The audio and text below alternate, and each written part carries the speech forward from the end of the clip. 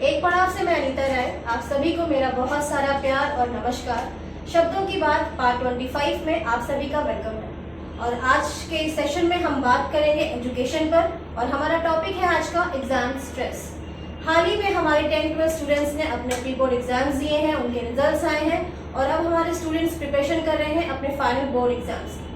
कैसे करना चाहिए खुद को मोटिवेट स्टडीज के लिए, कैसे करें प्रिपरेशंस, इसी विषय पर, इन्हीं बातों पर आज हम चर्चा करेंगे हमारे काउंसलर मिसेस गरिमा मैम के साथ, जो कि उमंग लर्निंग सेंटर की प्रिंसिपल भी हैं एंड रिनाउंड काउंसलर हैं। Good afternoon ma'am. Very good afternoon. कैसे हैं आप? Very good. तो मैम, जो आज का हमारा विषय है एग्जाम स्ट्रेस, जिस पर हम आज चर्चा करेंगे, आपसे बात करेंगे। तो पहले आप हमें बताइए क्या है ये स्ट्रेस, अगर थोड़ा सा आप हमारे व्यूअर्स को, अपने स्टूडेंट्स को बताएं। देखो, बड़ी सिंपल सी बात है, जो चीज़ मैनेज नहीं हो पाती हम उसको स्ट्रेस में कन्वर्ट कर देते हैं। तो एग्जाम भी शायद ऐसी चीज़ है, जब नहीं मैनेज कर पा रहे तो वो स्ट्रेस बन जाते हैं। अगर हमें सब कुछ आता है तो स्ट्रेसलेस हो जाते हैं, अगर नहीं आता तो वो स्ट्रेसफुल हो जाते हैं। क्या ड्यूरिंग दिस कोविड टाइम्स तो I think everything is so uncertain कि स्ट्रेस है या नहीं है ये भी टाइम बताएगा। बच्चे स्ट्रेस ले रहे हैं, पता चले एंड दैट वेरी डे आपको पता चल गया ऑनलाइन है तो एक नए लेवल की चीजें चेंज हो जाएंगी, शायद तब कुछ डिफरेंट पर्सपेक्टिव होगा। सो लेट्स सी क्या होता है। अभी तो चीजें ही अनसर्टन है, तो स्ट्रेस तो आप उस चीज का लो ना जब आप सर्टन हो किसी चीज के लिए। You just have to do what you are good at. आप अपना वो, हम एक वो महाभारत में था ना, कर्मानु निदादस्ते, कि अपना कर्म करते चलो। पता नहीं अभी तो होना क्या है हमें खुद को ही नहीं पता। Every day the situation is changing. तो मैम, जो हमारी लाइफ है, डे टू डे लाइफ की इतने सारे डिस्ट्रैक्शन हमारे पास है, फोन है, गूगल है, इंटरनेट है, तो इस टाइम पे हमें खुद को स्टडीज के लिए कैसे मोटिवेट करना चाहिए? अपने स्टूडेंट्स को हमें बताना है कि कैसे वो मोटिवेट करें। मेरे को लगता है हम ना हर घर में आज पास्ट 1.5 ईयर में देख रही हूँ ये सब चीजें घर से ही आ रही है बच्चों के पास। प्लीज मैं सारा दिन, मैं एज पेरेंट सारा दिन फोन स्क्रॉल कर रही हूँ और मैं अपने बच्चे को एट द सेम टाइम डांट रही हूँ कि please don't touch the phone. I am the live example. If I am on phone, if I am on Netflix the whole day, how can I ask my child not to use it? मेरा बच्चा मुझसे सीख रहा है, किसी और से नहीं सीख रहा। और इस एक साल में तो आप बता ही नहीं सकते बच्चे को, ये बोल ही नहीं सकते कि हाँ तुम्हारे कोई फ्रेंड भी ऐसे होंगे, बिकॉज फ्रेंड्स भी नहीं रहे इस लास्ट ईयर में। तो आप देखो उनका कनेक्शन फ्रेंड्स का भी कहीं ना कहीं ये सोशल मीडिया और यही सब है, कॉलिंग है। तो आप एक शायद अजीब सी सिचुएशन हो गई है कि हम सोशल बीइंग है, हम घर के अंदर बंद हो गए हैं और आप इसमें कुछ नहीं कर सकते हो। तो मैम, एग्जाम फोबिया तो हम सबको होता है, मुझे भी था जब मेरे स्कूल में, आपको भी होगा। तो अभी बच्चों को जो स्ट्रेस है, उनकी एंजाइटी है, तो इस स्ट्रेस के साथ, क्योंकि पूरे लॉकडाउन में उन्होंने सारी स्टडीज तो ऑनलाइन की है, अब उनके एग्जाम्स ऑफलाइन है, तो इस टाइम पे वो कैसे खुद को मोटिवेट करें, फोकस करें अपनी स्टडीज के लिए? कुछ आप टिप्स हमारे साथ शेयर करें। आई थिंक स्टडी के लिए फोकस और मोटिवेशन एक ही बात है। जब जिस चीज की हम क्लैरिटी अचीव कर लेते हैं ना, वहां पर हमारा फोकस चला जाता है, क्योंकि हम क्लियर ही नहीं है। शायद हम एज पेरेंट भी कहीं ना कहीं बहुत लीनियंट थे, क्योंकि हम भी क्लियर नहीं थे कि आगे क्या होने वाला है। बच्चे अगर नहीं पढ़े या ऑनलाइन में उन्होंने क्या किया, हमने ट्रैक नहीं किया, कर लिया, बच्चों ने भी बोला वर्बली कर लिया, हमने भी बोला ओके। कहीं ना कहीं बच्चे स्कूल जाते थे तो एक स्ट्रक्चर था जिसमें टीचर भी विजिलेंट थी, कहीं ना कहीं घर आके हम भी उनकी एल्मनैक, उनकी डायरीज चेक कर रहे थे, ट्यूशंस में अपडेट हो रहा था। तो लूप तो आई थिंक हर एंड से आया है, लेकिन जिम्मेवार हम सिर्फ बच्चे को मान रहे हैं कि बच्चे ने नहीं पढ़ा। कंट्रीब्यूशन सबका है, ठीक है, परसेंटेज शायद फ्लक्चुएट कर रही होगी, बट कंट्रीब्यूशन थोड़ा थोड़ा सबका है इसमें, उन बच्चों के स्ट्रेस के लिए इस टाइम।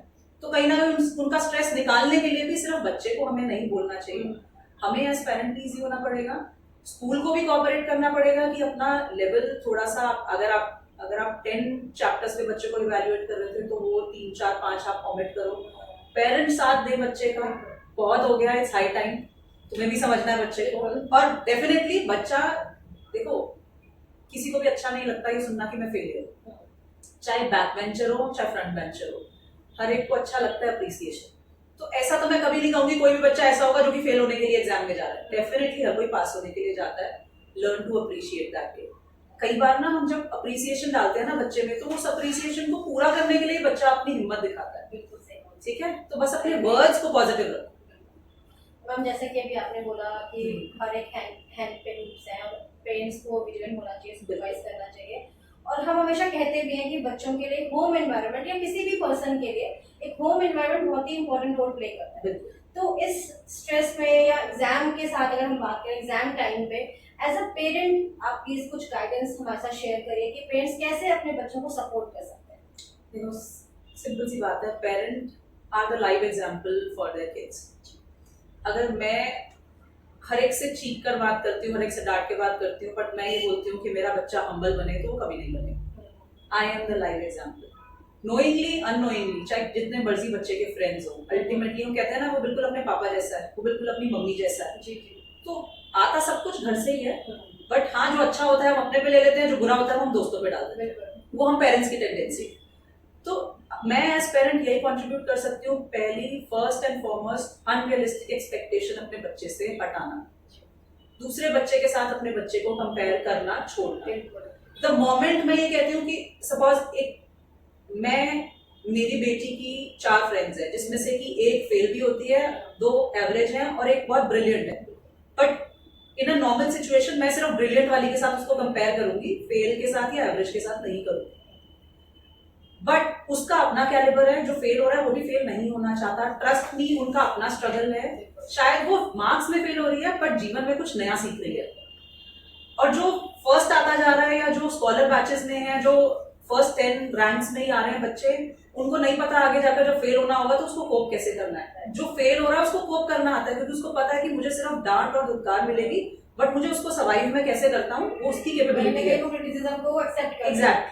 देखो, हम ऐसी सोसाइटी में रहते हैं जहाँ पर कि सिर्फ ये सिखाया जाता है जीत कर आगे कहाँ बढ़ना है, फेल होकर कहाँ जाना है आज तक किसी ने सिखाया ही नहीं। वो इंसान सीखता है, और जब वो सीखता है, वो जब सिखाता है ना, everybody learns.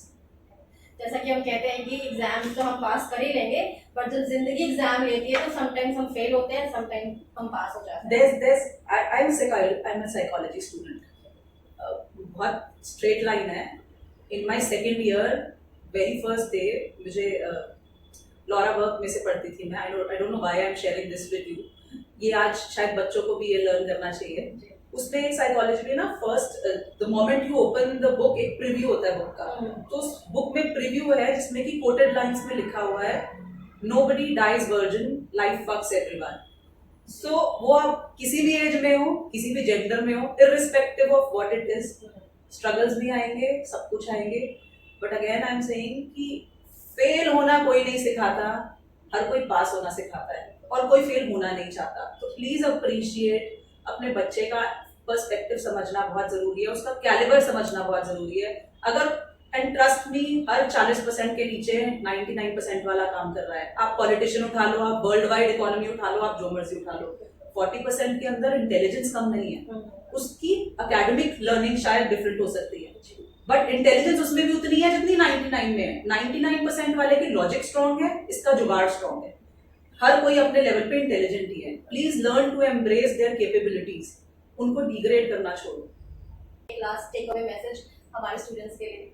All the best students, please stress लेने की जरूरत नहीं है। आप जो कर रहे हो वंडरफुल कर रहे हो, एंड जेन्युइनली एकेडमिक्स और ये जो मार्क्स है वो शायद लाइफ का एक 5 या 10% हिस्सा है आपकी लाइफ का। बाकी लाइफ में आप जो करोगे आप उस पर इवेल्युएट होगे, अपने मार्क्स पे नहीं। All the best everyone. Thank you so much ma'am, एक बार फिर से एक बार आपको thank you so much time देने के लिए। Thank you so much everyone. I hope आज का सेशन जो हमारा बेसिकली एजुकेशन और एग्जाम स्ट्रेस पे था, आप स्टूडेंट्स को, उनके पेरेंट्स को ये सेशन डेफिनेटली कुछ हेल्पफुल रहेगा। Thank you so much for watching us. खुश रहिए, हंसते रहिए, स्माइल एंड पीस। व्हाट